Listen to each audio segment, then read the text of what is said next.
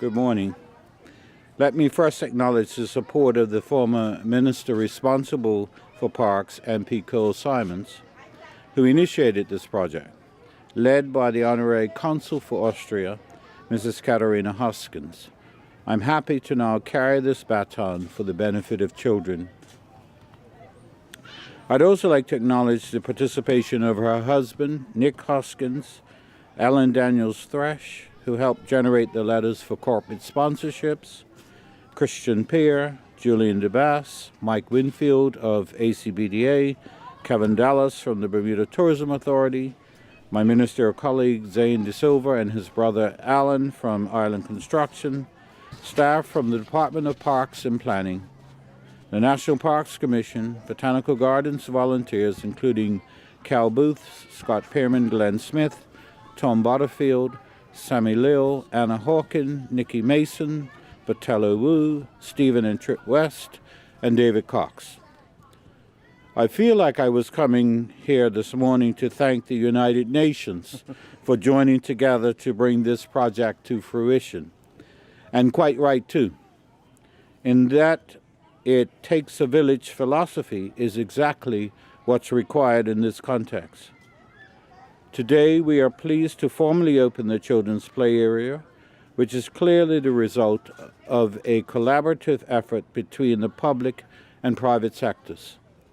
I must also commend Mrs. Hoskins for her unrelenting fortitude, who amazingly started this journey some 2 years ago in 2015.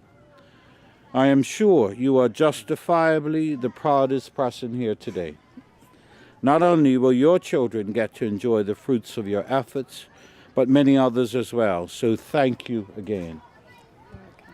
As someone who has little patience for the slow pace of progress generally, I hope we can greatly accelerate the execution of great ideas in the future. Now, if the equipment looks familiar to some of you, you've seen it before. It is the same equipment used in the AC Village Kids Zone during the America's Cup and has been generously donated by the America's Cup Event Authority. The result is Bermuda's children now have a dedicated playground area and a wonderful new addition to the Botanical Gardens. Let me make special mention of the students from Summersfield Academy, who I understand with help from the Parks Department have raised an incredible $1,700 towards the maintenance of this equipment. I can think of no better way to cultivate the village mentality than teaching our young to help others. The collaborative effort of this simple project is something we should all strive to emulate in other aspects of our daily life to move our country forward. It remains, therefore, for me to invite Mrs. Hoskins to give a few brief remarks, and then we'll go across and cut the ribbon. Thank you very much. All right.